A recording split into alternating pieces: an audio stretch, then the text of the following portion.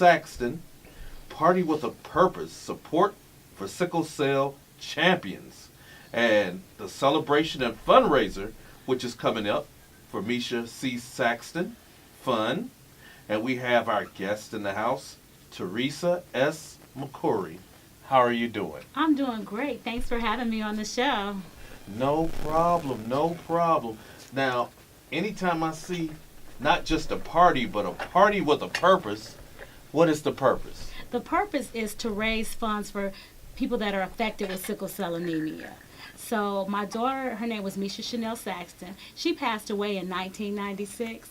So ever since then, I was feeling like, I wanted to do something for people that were affected with sickle cell, and I had thought about it for a very long time. So I'll be turning the big 50 on June the 1st. Can't tell. No. And we'll be having a party, so everybody was talking about giving a celebration. My husband was talking about celebrating. I said this would be an awesome opportunity to ask people to donate funds so we can help people that are affected with sickle cell. And that's the one that I'm looking at this Friday, June the 1st. That's 7 p.m. to 11 p.m. Cleveland Standard Time. Gemini Community Center, 21225 Lorain Road, Fairview Park, Ohio, 44126. Semi-formal attire. So what's all going on at this event? Well, we'll be having a fundraiser, so we'll be having a Chinese auction, a silent auction, a 50-50 raffle. People donated funds to come, and we're just going to celebrate life and raise money for people that are affected with sickle cell. And what's so important about celebrating life? Celebrating life for the fact that my daughter passed away. She was 14 months old. So that just really made me live my life on purpose. And in living my life on purpose, I wanted to see what can I do to help others that are affected with sickle cell. So as you may know, Al, sickle cell affects mostly African American people. Yes. But people all over the world are affected by sickle cell. So what I found out, I was a part of an organization called Cuyahoga County Sickle Cell Affected Families. And then they closed down. Then I became in partnership with an organization called Kincaid's Kindred Spirits. So they're like our fiscal agent, and we're under their umbrella. So what Kincaid's Kindred Spirits does, they have a sickle cell support group. So if any of your listeners are affected with sickle cell or know anybody that's affected with sickle cell, we invite them to come to the support group every third Tuesday at the Euclid Library. It's from 6 to 8. They have refreshments, and you get to fellowship with others that are affected with sickle cell who have the same, I don't want to call it issues or concerns, but the same issues and concerns that you do. I find that very beautiful. As a matter of fact, before I turn it over to the professor to finish things up, I'm going to ask you if you can explain to people your thoughts on if something affects you, be it tragedy, you name it, the importance of stepping back up and turning everything into a positive. Because I know so many people who might have been in your situation, they would have just sat back and they wouldn't be shining through. You have that beautiful spirit about yourself. So if you could just explain where that comes from, and just give a nice message to go along with why it is so important that you're really giving back. Well, it's important to give back. First of all, Al, when it first happened, when my daughter first passed away, I was very depressed. I was depressed for about 2.5 years. Didn't even realize that I was depressed, because if anybody out there has been depressed, when you're depressed, you don't know that you're depressed. You just know you don't feel like yourself, right? And then once I came out of the depression, I was like, you know what? I need to do something that's going to make a difference. I'm going to need to do something that's going to help others and affect others in a positive way. So my faith in Christ really helped me along this process, and just making a conscious decision that I want to be intentional about the way that I live my life moving forward. So I'm living my life for myself and my daughter. So that was one of the things that really helped me to press on. Beautiful. Professor. What was your daughter's name? Her name was Meesha Saxton, the Meesha Saxton Fund. The Meesha Jackson Fund. Saxton, S-A-X-T-O-N. Saxton, Yes. Saxton yes. Fund. So if someone wants to donate from our millions of listeners, how do they do it? They can donate in two ways. They can send a check to my office, which is at 2060 West 65th, Cleveland, Ohio, 44102. That's located inside of our church. My husband and I, we pastor a church on the west side of Cleveland. Or they can send a donation to the Kincaid's Kindred Spirits. That's our company that we're up under. So they can go to KKS website and send a donation. It's www.kks 4scd.org, for sicklecelldisease.org. So, and your daughter's first name again? Was Meesha. Meesha. Yeah, So, we called her Mimi. all right, so Mimi had sickle cell. Yes, she had sickle cell anemia. She was born with it? She was born with it. And I always knew that I had sickle cell trait. Yes. But my ex-husband at the time, he didn't know that he had sickle cell trait. Yes. So if you were born before 1970, you might have sickle cell trait and not even know it. Because in 1970, that's when they started testing all babies for sickle cell. So he did not know that he had sickle cell trait. So when our daughter was born with sickle cell anemia, it was a shock to everyone. Yes. Yes. So it was a shock, and so at 14 months she passed. Yeah, 14 months she passed away. Did you have other children? No, I don't have any biological children, but I got remarried, and I said I have 6 bonus kids. Beautiful. So the guy, my husband, he had 6 kids, so I have 6 bonus kids. Yeah, you got them. I got do. 'em. I No, got 6. They were bonus. They came with the marriage. no, I'm loving it. So your passion became right after your daughter passed. Right. I mean, when we found out that she had sickle cell, we were doing everything that we could to find out more about it and educate ourselves on how to treat somebody with sickle cell. And then once she passed away, and after I came out of my depression, it became a passion. I wanted to help people that were affected in any way that I could. Listen, my nephew, Michael, he's been suffering from sickle cell from a young age. And so I've watched him, the pain. I really didn't understand sickle cell until I saw episodes of it, what he had to go through, and the pain and the suffering that he had to go through.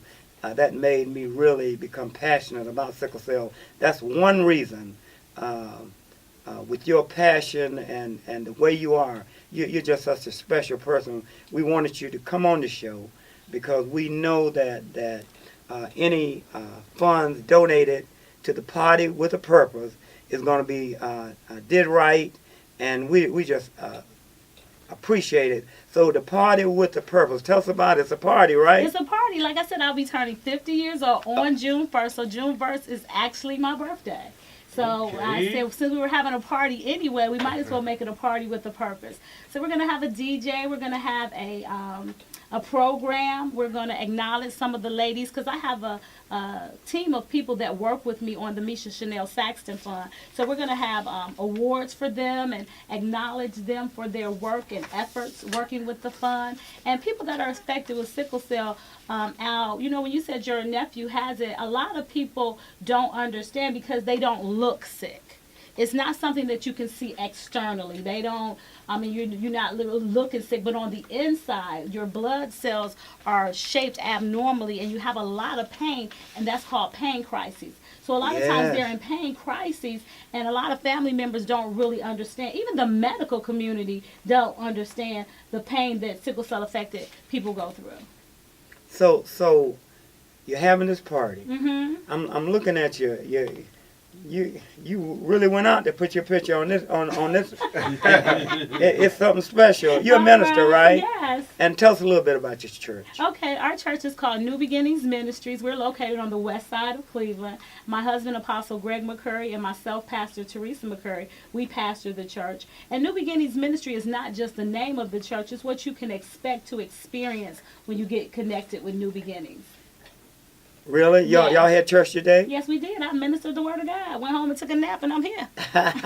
What was the service about today? Today I talked about sin. Actually, I talk about the cleansing power of Jesus and how his blood cleansed our sins. Yes. You had them shouting? Well, you know, I'm more of a teacher than a preacher. My husband have them shouting. Yeah, I have you thinking about some stuff. I love that. Young man, you had a question for us?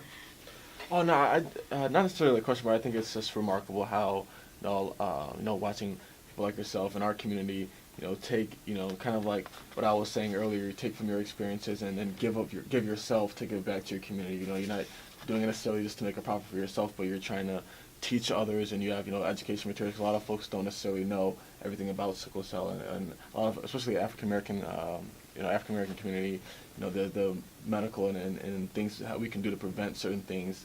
We don't necessarily get that training, and don't have, especially not to go into health and grocery stores and everything like that, but we're really lacking in our community. So I think this is excellent what you're doing, and I'm behind you all the way. Thank you so much. Yeah, we'll have a little presentation. So I got one of the ladies that's on my team. She actually has sickle cell. So she'll do like a little 5-minute presentation to explain what actually happens when people have sickle cell and how they're affected. So it's a little education, a little partying, a little fun. It's all of that wrapped up into one. It's going to be a fun night.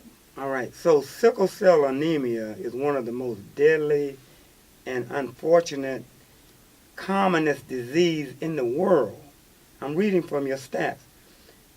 With statistics showing that about 4.4 million people have sickle cell disease as of 2015. Right, that's global statistics. So that's not locally here in the United States. Those are global statistics because people from the Mediterranean, people from Italy, people from certain areas are prone to have sickle cell. They haven't figured out why, but yeah, 4.4 million people are affected with sickle cell disease.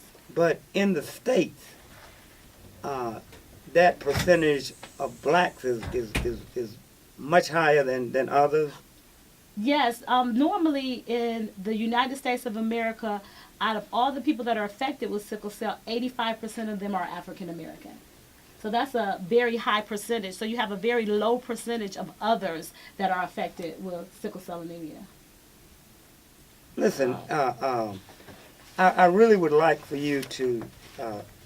This right here is so important.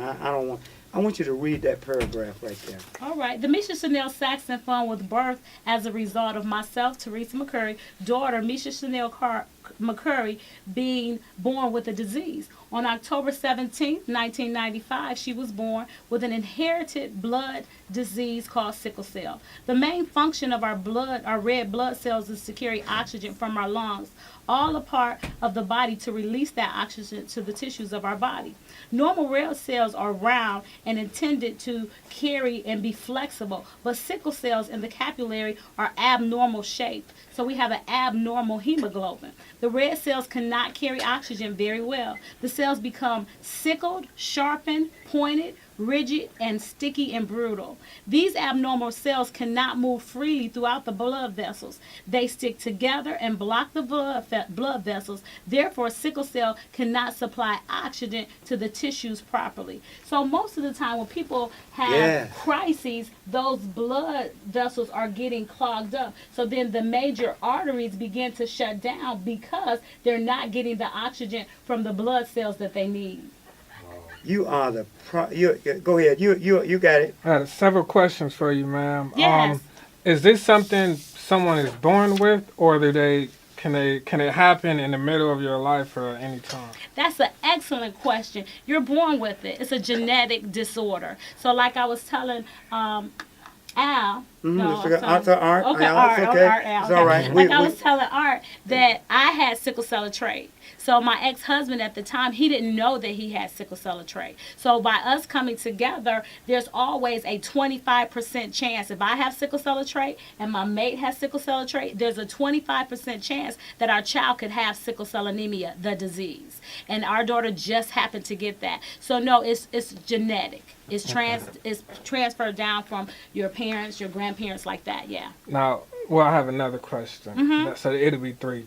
Is there any research as far as like a prenatal research on, I guess, like you said, there was a 25% chance. Is there any kind of research, like preventative research, as far as the subjects being pregnant women, on how this can be prevented possibly?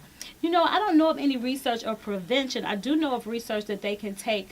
It's called a histopenogram. It's like a test that they take of your blood, and they can tell you the percentage if your child may have sickle cell disease or not. But like I tell people all the time, it's almost like, you know, in today's society, people will genetically make some changes. But if you're pregnant, you're not going to abort your child just because they have sickle cell, right? Well, I hope not. But, you know, some people do. Some people don't want to have a child when they find out the child has Down syndrome or something like that. But no, right now you find out once your child is born, they do the test, and then they tell you that they have sickle cell or not. Okay, and last question. I think the age expectancy is 42. is there any research into that? Is there anyone that has made it past that live, and what's the rate of making it past that number? That's old statistics of 42 years old. Now Okay. people are living much I longer. agree. Yes, I thought you was going to go ahead. They're living much longer now. They have something called hydroxyurea, which is a medication that they take to kind of help them out. So it's almost like, and I don't want to put it in the same category, it's almost like AIDS. You remember back in the day, if somebody got AIDS, it was a death sentence. You knew that they were going to die, right? But now they're living and living healthy, full lives with AIDS. Same thing with sickle cell. So we had a member that was like almost in her 90s. So people are definitely living longer. It's all on how you take care of your body. So when you know that you have sickle cell, you need to rest. You can't be out in hot weather. You can't be out in cold weather. So you got to know how, when you start to feel those symptoms, to rest your body and to just take care of yourself. So people are definitely living longer. As a matter of fact, once again, we're talking about the Party with a Purpose, which is going on this Friday, June the 1st. It's the celebration and fundraiser for the Meesha C. Saxton Fund, MCS-Fund, and it's definitely supporting families who are affected with sickle cell anemia. It's this Friday, June the 1st, 2018, 7 p.m. to 11 p.m. at the Gemini Community Center, 21225 Lorain Road, Fairview Park, Ohio, 44126, Very important. Yes. Sickle cell in our community. There's so many people have it. We need help. We need all the research. We need the Party with a Purpose. We need this. So millions of listeners, if I've ever appealed to you, I'm telling you right now, we got a young lady in here, Melissa Saxton, with a purpose. So I want her to do it again and tell us about Party with a Purpose and why they need to donate and why they need to come on out and party with you, okay? All right, come on and party with me. I'll be turning 50. We have a Party with a Purpose where we're celebrating the launch of the Meesha Chanel Saxton Fund. And the Meesha Chanel Saxton Fund helps to raise unrestricted funds for people that are affected with sickle cell. So it is this Friday, June the 1st, at the Gemini Center. And if you're interested in coming, you can give me a call. My number is 216-466-3801. We do have a few tickets left. We don't have a lot of tickets left, but you can always feel free to make a donation. So if you want to make a donation, you can do that by giving us a call. We can give you all that information. We're under the Kincaid's Kindred Spirits, which is a sickle cell support group. And Kincaid's Kindred Spirits have a support group meeting every third Tuesday at the Euclid Library. Lord have mercy. Hey, Party with a Purpose. No doubt about it. I see you. You even got your little daughter on there. That's a beautiful flyer. Your heart is in this, isn't it? Yes, sir, it is. Yes, It is. yes, your heart is in this, no doubt about it. Anybody else have any questions for the young lady? Well, I was very amazed by what you were saying, by the information that you were giving. And I just have a question as far as, when did sickle cell really become a well-known disease in our community? Was it something that happened to us along the chain of our existence after we were brought here? Because I don't know if this was such a prevalent issue in the 1800s and the early 1900s. When did it become so prevalent in the black community that now we are so predisposed to this type of now hereditary disease? I want to know, how did we initially contract this, and what is it that we can do? I heard you say things about the DNA markers or the DNA mapping. All that is very plain godlike to me, but this is where we are in 2018. So since we're here and there's nothing we can do about turning back the clock in that respect, what can we do today to know if we're predisposed, and if we are, what can we do before we get married or before we procreate? What can we do to minimize these risks? All right, that's an excellent question. So, in my research, I'm not super sure how long it has been affecting us as African Americans, but basically the technology has advanced. So, with the advancement of technology, we're able to know things that we didn't know in the past. I met a young lady, and she said she didn't find out that she had sickle cell until she was 28 years old. So, when you now, since 1970, that's when they start testing all newborns for sickle cell trait or sickle cell disease. Yeah, it's good to know. If you don't know, if you were born before 1970 and you find yourself being fatigued, you find yourself being tired, maybe you should get tested. You should get tested for sickle cell trait. If you have disease, you would probably know, you would probably have some crises or something like that. I don't know if you guys have been following the news. It was some football players. And the football players were on the field and they were getting really sick and cramping up. And then next thing you know, about 3 or 4 guys have died that were in high school and or in college because they had sickle cell and didn't even know it. So you have to be very well hydrated, drink a lot of water and things of that nature. And like I said earlier, when you have the trait, a lot of people don't have a lot of symptoms. I don't have a lot of symptoms. I have the trait. But other people have the trait and they have fatigue, just That's my really, nephew. Yeah, so just really tired, sluggish. You know, they don't really feel well. They can't breathe sometimes because of the way that the blood cells are not taking the oxygen to our body. But I just believe that we're more educated on it now than ever before. With the modern technology that we have, we know so much more about sickle cell than we've known in the past. I believe that it's totally underfunded because it's an African American disease. It's something that affects African Americans. So when you talk to people, the pain crises that people have that are in sickle cell are much worse than pain crises that people have in cancer, diabetes, or anything else. So when they go and they get morphine, they get morphine drips when they go to the hospital because of the pain. So when they go and they get the pain medicine, a lot of times the medical community looks at them as sicklers. They look at them as people that are seeking drugs, but they're in a lot of pain, and the drugs is the only thing that helps with that pain. So it's up to us as the African American community to educate ourselves and help people that are affected with the disease. So that would be my cry. If you know somebody that is affected with sickle cell, see if you can be able to support to them. A lot of companies, you know, people can't work because they're having crises and stuff like that. A lot of them are on SSI for disability, and then they can probably work part-time. But even with working part-time, if you're having a crisis, you can't go to work. So it's it runs so deep that it's just very important for us as an African American community to rally around anybody that we know that may be affected with this disease. Wow, I had no idea. All right, so as we close this segment, listen, in celebrating, that's you, with your pretty self, Thank Pastor, you. okay? Thank you. In celebrating my 50th birthday, continue that statement. In celebrating my 50th birthday, I am so blessed to have had 50 years of life. And I want to invite everybody out to celebrate at the Party with the Purpose at the Gemini Center on Friday, June 1st from 7 to 11 o'clock. All right, and you are trying to raise funds. How much would you like to raise? My goal is $5,000. So, and that's not a lot. And then the meeting that we had with our team, what we would like to do, our whole focus is supportive services for people that are affected with sickle cell and advocacy. Now, with the advocacy, that means that we're going to find out everything that we can and give them that information. The supportive services, if I had sickle cell and I was off work and I needed some funds, then we want to be able to give them some funds. If I have sickle cell and I needed to get somewhere and I didn't have bus fare, we want to be able to give them money for bus fare. So under the Kincaid's umbrella, we want to collect unrestricted funds that we can distribute to the sickle cell affected individuals. So American Sickle Cell Anemia Association, they won't do that.